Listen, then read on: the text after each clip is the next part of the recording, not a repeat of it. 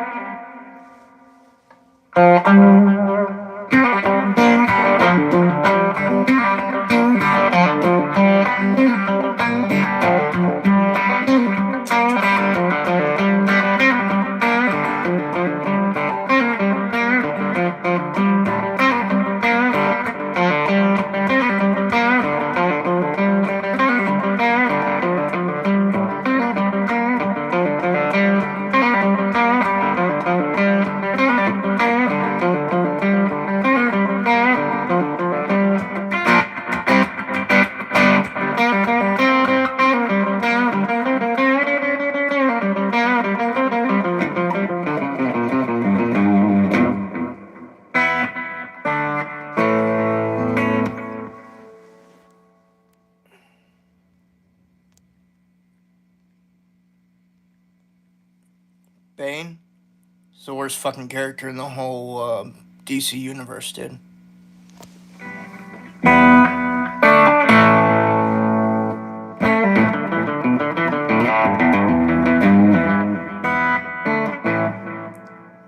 Hello, Yusuf.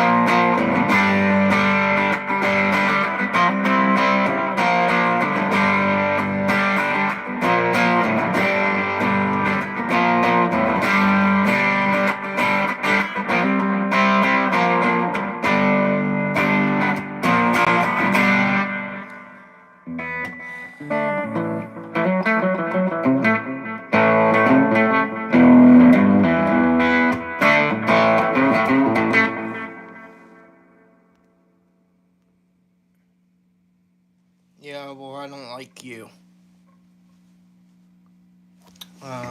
Good morning, good afternoon, room.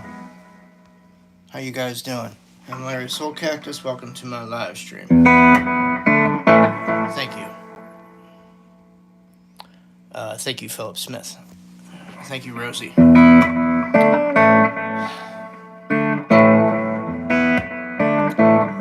I'm sorry, I don't know Hotel California. Yes, Lewis 944. I'm very aware. Thank you.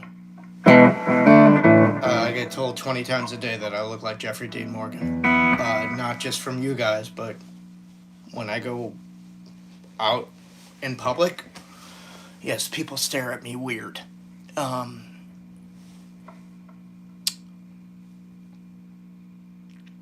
And I'm always like, do I have some shit on my face or something? Like, what the fuck, man? Thanks, Phil. I appreciate that. Sorry, I don't know Dokken or like them. If that's what you're asking. I don't know any Dire Straits. Thank you. I appreciate the. He is a handsome gentleman, and I very much take it as a compliment. So it's all good with me.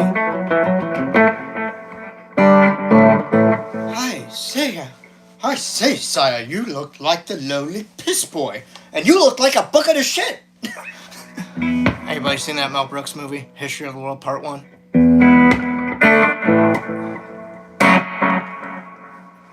See, it's the exchange between Harvey Korman and Mel Brooks.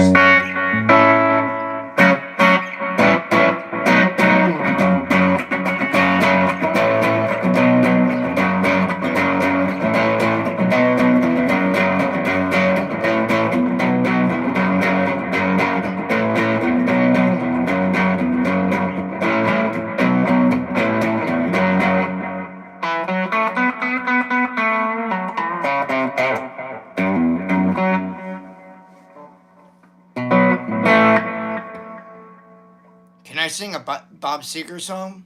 It's his birthday. Happy birthday to Bob Seger. He's 80. Holy shit. You know, I read the other day, yesterday I think it was Kurt Loder's 80th birthday. I was just like, damn. Hey, Mike Edwards, how are you, my friend? Lesson went well. Thank you for asking. Oh, you didn't ask. I'm beating you to the punch.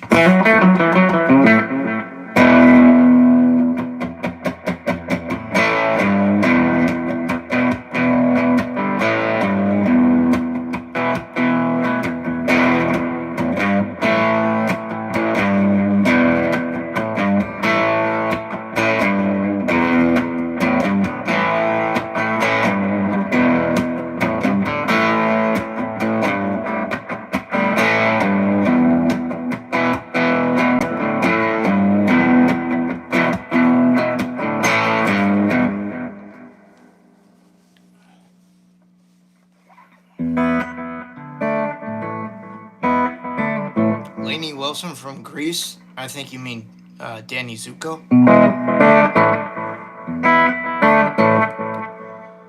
Scotland. Good morning, good afternoon, good evening. How are you? Hey, CJ guys. Finished the lyrics of country. Don't know it. I don't know any GNR. Hey, DB Cooper. I don't know Comfortably Numb.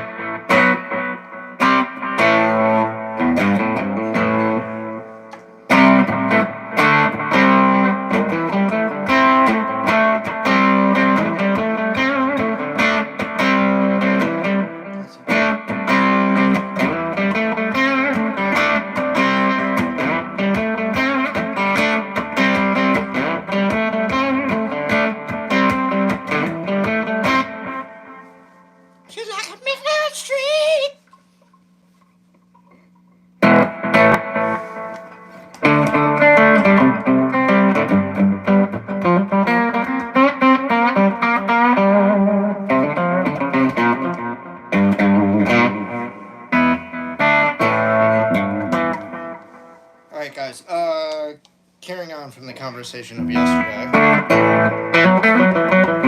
And now where our heroes last left off. No, getting back to the conversation of songwriting, I just wanted to add in a couple caveats. Number one, you don't need to become a member of Taxi and pay the initial fee of $200 to find out if you're a good songwriter. You can know from general feedback from your friends, other bands that are playing around town. If you're playing an original band, believe me, word's going to get back to you whether or not you suck or your shit's good. I certainly... Taxi was good for me because it helped me push myself in terms of, like, I guess being under pressure to complete to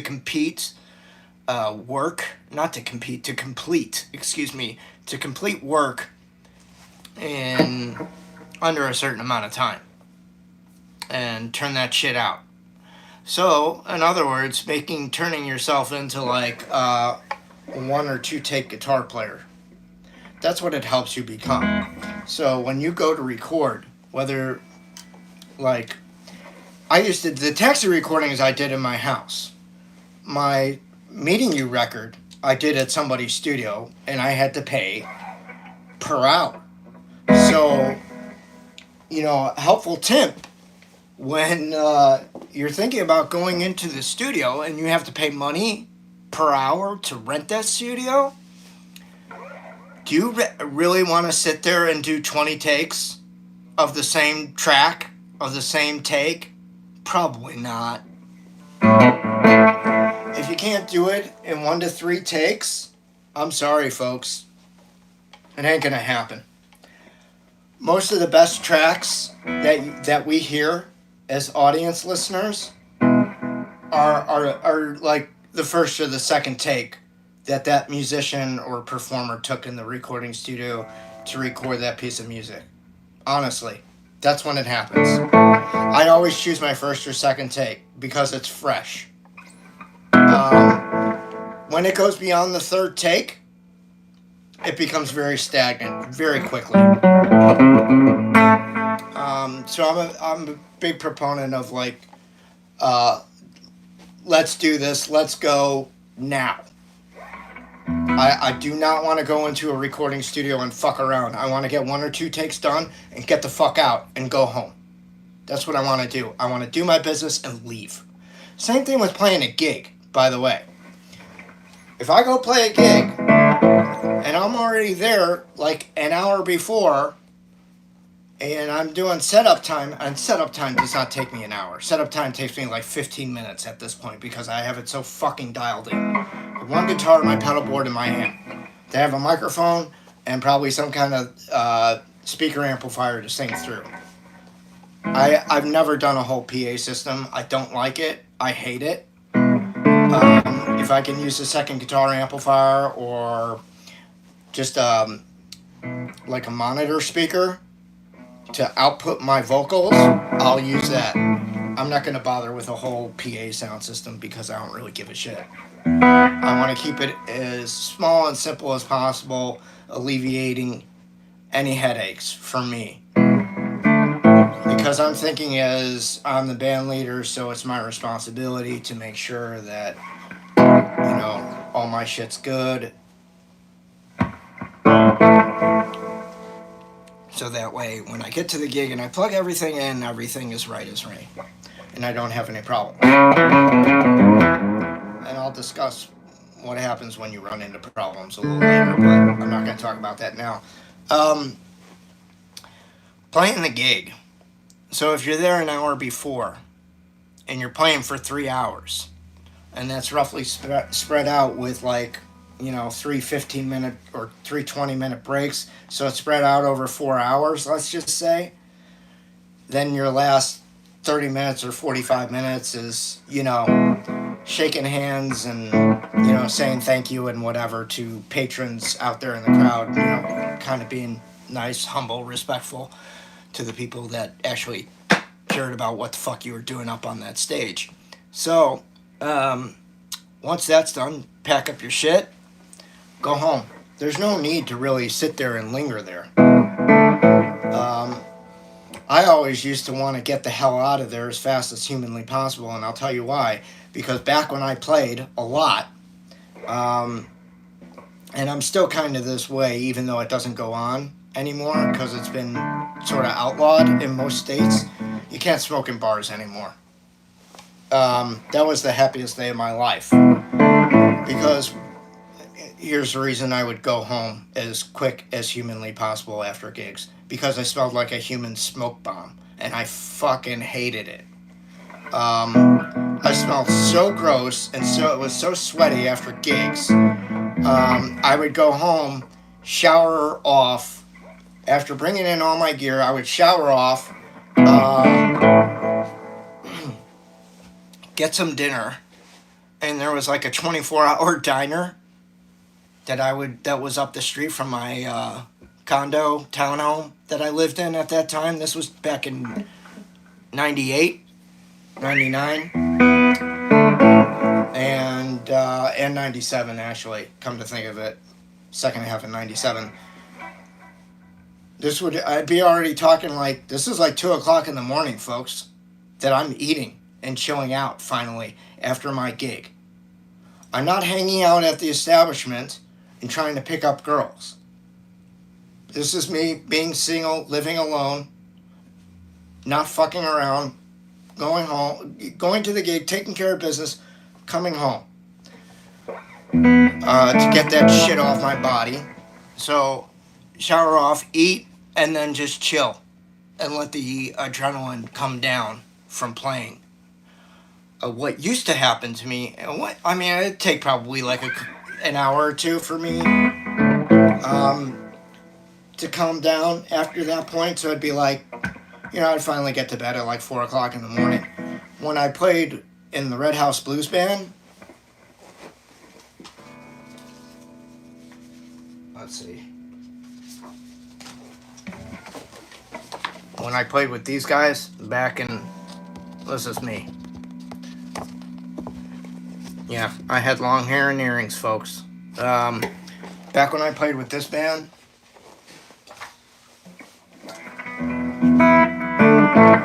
I would come home after playing 4 sets of music from 9 to 1, because they were, God, don't even get me started. Anyways, I'd come home, I'd shower, and eat something, and then I'd be up. I was like 22 years old. I would be up till like 6 o'clock, 6:30 in the morning, in some cases, and then sleep till about 2:30, 3 o'clock. Wake up, go to a band practice, or go to another gig, and do it all the fuck over again. Because it is, and I want to tell you guys something. After playing 4 sets of music with these guys and being like 22, 23 years old, back in 1995, I wasn't getting drunk. I wasn't getting stoned. I wasn't getting high. Wasn't doing anything. I was completely sober. These guys would bring like a big thing of beer. And every set break, they'd go out to their cooler in their truck and drink beer out in the parking lot at every set break. I'd go out and hang with them. I just wouldn't drink with them, because I like to keep my wits about me when I'm playing live professionally. You can make your decisions for yourself, but I don't recommend getting shit-faced at a gig. If you're getting paid to play somewhere, be professional about it. But again, getting back to coming down off of playing a gig with Red House Blues Band, it was very hard for the adrenaline to wear out, and it would take several hours. And that's why I was up watching the sun come up every Saturday, Sunday, Monday. Because we would gig Friday, Saturday, Sunday religiously. Then Monday, Tuesday, Wednesday, we would rehearse. Thursday, I had a night off. That was it. Rehearsals, we'd play for 3 hours instead of 4 hours. It was really fucking grueling. Hey, Kev, how are you, my friend? Good to see you. So that's, and the guys I played with, They would pack up and go home after the gig. They wouldn't shit. They wouldn't stay and uh, hang out and bullshit with the patrons in the bar. They were wanting to go home. They were older than me. They were all like 10 to 15 years older than me at that time.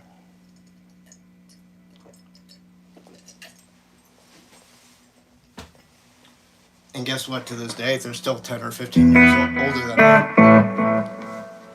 So that would make those guys like close to 70.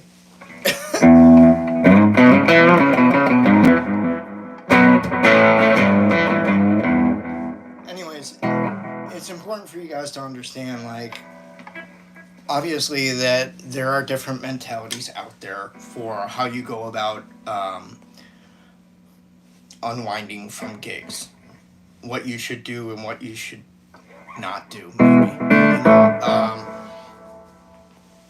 Everybody's different, and there's no right or wrong answer, but if you want to keep out of trouble, shake some hands, say thank you after the gig, get your money, pack up your shit, go home. All in that order. Go home, shower off, take a bath, put on a movie, have some dinner, chill out, play a video game, whatever, you know.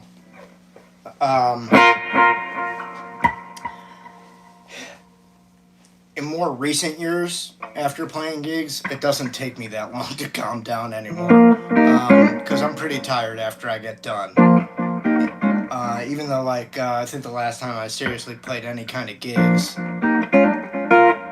wasn't long, it was quite a while ago. Now I just sit in with friends here and there, if I go out and play at all.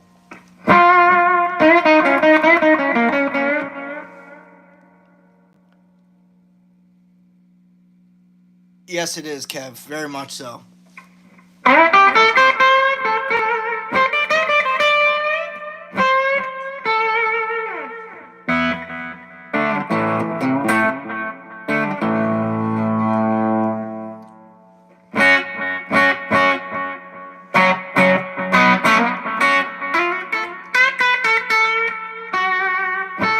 Anybody have any questions about what I'm talking about?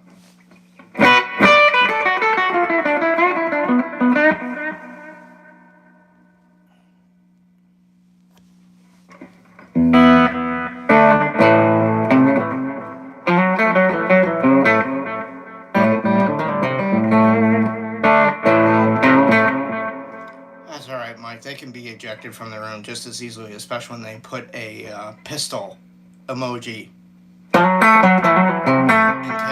text that to me. The other thing I mentioned last night in the stream was about protecting yourself out at gigs. That doesn't mean going and looking for confrontation. That means you protecting yourself as it should be a last fucking resort. It is absolutely the last resort that you would use anything to defend yourself should you accidentally walk out in the parking lot by yourself after the gig and you've got your gear with nobody else with you and somebody follows you out and they're looking to rob you at gun or knife. Get it? So in that scenario, that is the last resort. That is not you going out and looking for trouble. Think very smart and very hard about this. It is absolutely the last cause of action.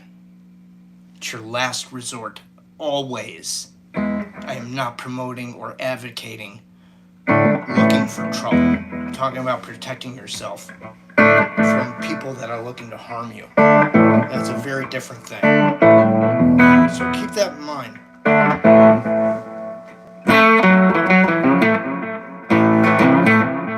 I played Highway to Hell already.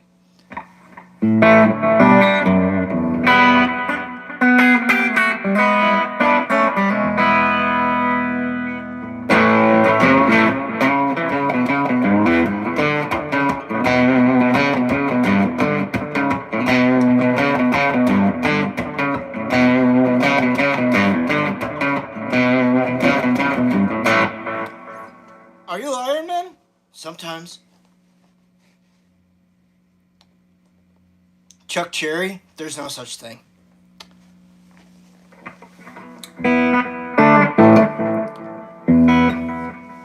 You can do whatever to protect yourself.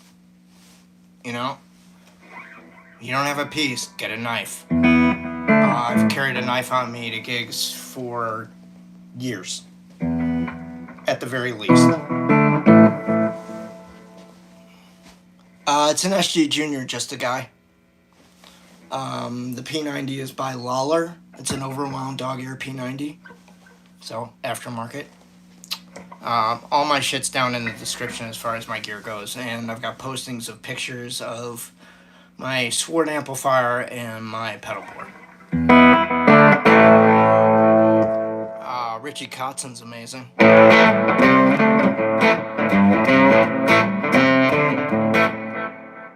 Dude, you could carry a taser. Everybody has a different thing of what makes them feel comfortable, Mr. 420. You know, it's like ice cream flavors, man. There's something out there for everyone, okay? So...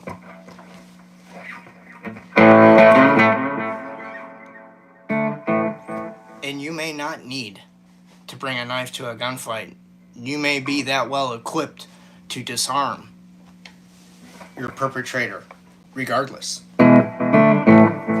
Do you actually think, like, Keanu Reeves needs a gun?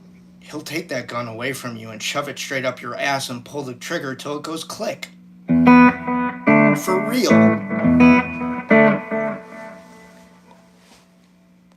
Look at some of his training videos online on YouTube. That guy's no joke. He has spent hundreds, if not thousands, of hours at the range. Play me one of my latest riffs? Okay.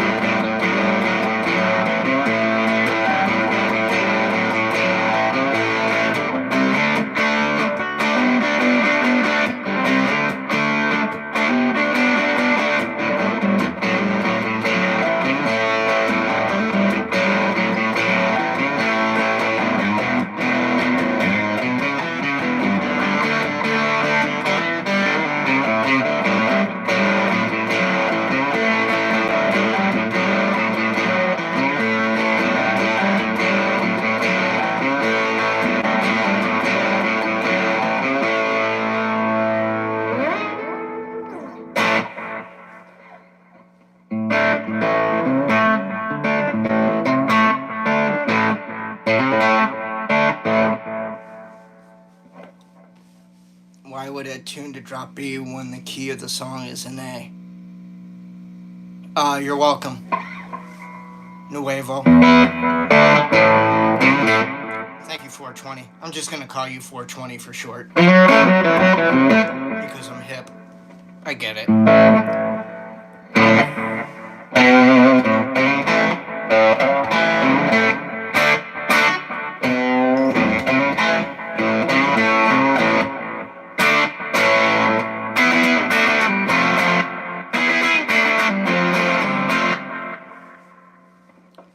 Drop B is sick?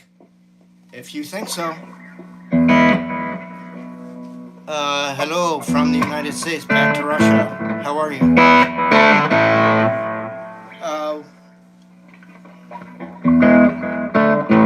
The SG Junior model was a limited run or special run done for people in Japan. Japan backed out of the deal with Gibson, and then Gibson sold the run to, I think, Wildwood Guitars, which is where I bought this. This was back in 2017. Dave's Guitars and maybe Will Cut Guitars. Like, whatever their top 2 or 3 Gibson dealers were, that's who they called, that's who bought them up, and they came in and they went out as fast as they came in. Like, I grabbed this one when there were only a couple left. And then I replaced the P90 with a Lawler overwound P90. That's the only thing that I've really done to it. Yes, Robert Downey Jr., I gotcha, thank you.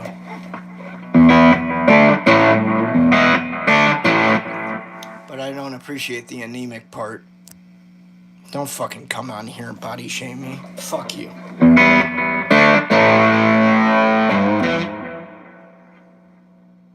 Some John Mayer? Dude, just punch up fucking John Mayer. I don't play John Mayer. Sorry. Hey, Bonnie. What's happening?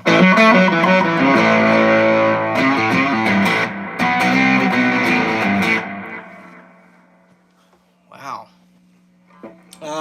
I'd appreciate it if you guys could hit that like button. There's only like 35 now. There was like 100 people in here. So we're going on 32 minutes. I'm going to kind of wind it down here. Greetings back from the United States and Indonesia. Hey, Madeline. So I'm going to kind of punch out now because it's been kind of a long time. So I'll be back for my evening stream, which will be 6 p.m. Standard Pacific Time, 9 p.m. Eastern Standard Time, right? Right. Okay.